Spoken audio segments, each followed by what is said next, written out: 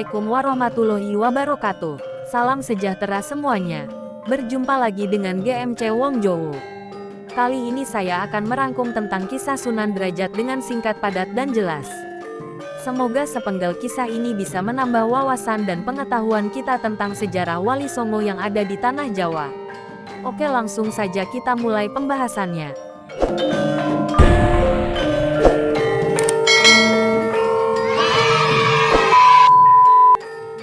Raden Kosim atau Sunan Derajat adalah salah seorang anggota Wali Songo, majelis penyebar agama Islam dalam sejarah Jawa pada abad ke-14 Masehi.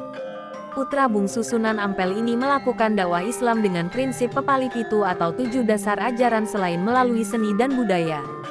Sunan Derajat lahir di Ampel Denta, Surabaya pada tahun 1470 Masehi dengan nama Raden Kosim sebagai putra termuda Sunan Ampel dengan Nyi Ageng Manila. Ia adalah adik dari Raden Maulana Mahdum Ibrahim alias Sunan Bonang. Selain Raden Kosim, Sunan Derajat memiliki banyak nama atau julukan lainnya, seperti Masaimunat, Raden Syarifuddin, Maulana Hashim, Pangeran Kadrajat, atau Sunan Mayang Madu.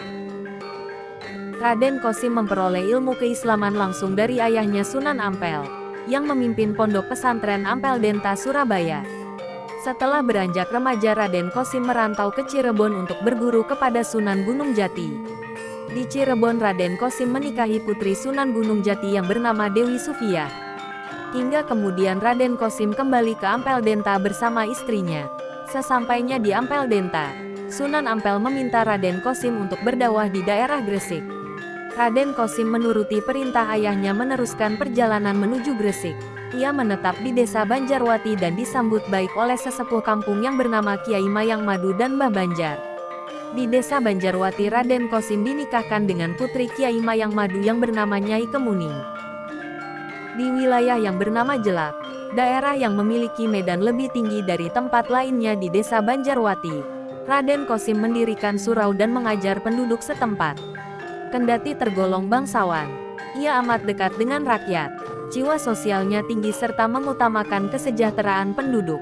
Agus Sunyoto dalam Atlas Wali Songo 2016 menjelaskan bahwa ajaran Islam yang didakwahkan Raden Kosim menekankan pada etos kerja keras dan empati berupa kedermawanan, sikap tenggang rasa, saling peduli, pengentasan kemiskinan, gotong royong, dan solidaritas sosial. Ketika turun langsung ke masyarakat, Raden Kosim mengajarkan banyak hal kepada warga. Dari cara membangun rumah, membuat alat-alat untuk memikul orang seperti tandu atau joli, dan lain sebagainya. Pada akhirnya Raden Kosim dijadikan imam pelindung oleh penduduk di Pedukuhan Derajat. Sejak itulah Raden Kosim mulai dikenal dengan nama Sunan Derajat. 7 dasar ajaran Sunan Derajat. Jika Sunan Ampel berdakwah dengan ajaran Mohlimo, Sunan Derajat berdakwah dengan pepali pitu atau 7 dasar ajaran. Berikut ini pepali pitu sebagai pijakan kehidupan sehari-hari yang disampaikan oleh Sunan Derajat. 1. Membangun resep tiasing sasama atau membuat senang hati orang lain. 2. Jroning suka kudu eling lan waspada atau dalam suasana gembira hendaknya tetap ingat Tuhan dan selalu waspada. 3. Laksitaning subrata tanyi pamarang pringgabayaning lampah atau dalam mencapai cita-cita luhur jangan menghiraukan halangan dan rintangan. 4. Meper hardaning pancadriya atau senantiasa berjuang untuk menekan hawa nafsu duniawi. 5. Heneng hening henung atau dalam diam akan dicapai keheningan. Dalam hening akan dicapai jalan kebebasan mulia. 6. Mulia guna panca waktu atau pencapaian kemuliaan lahir batin dicapai dengan menjalani sholat 5 waktu. 7. Menehono teken marang wong kang wuto.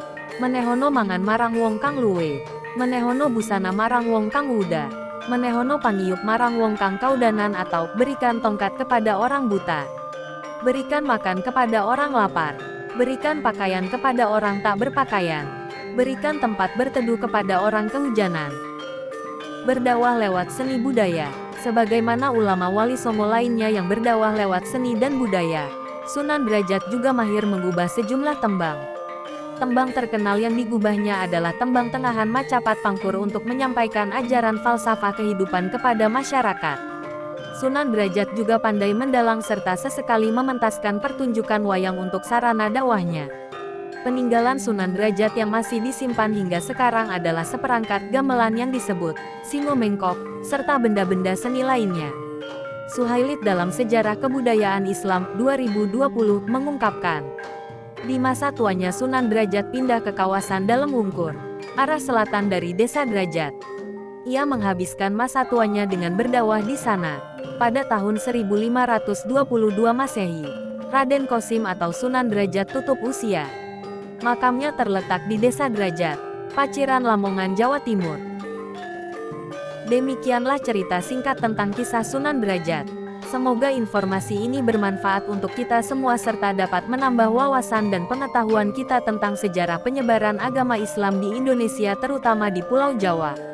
Jangan lupa untuk terus support channel GMC Wong Jowo agar terus berkembang, supaya anak cucu kita kelak dapat terus mengetahui sejarah tentang kisah Wali Songo di Tanah Jawa. Sampai jumpa di video selanjutnya.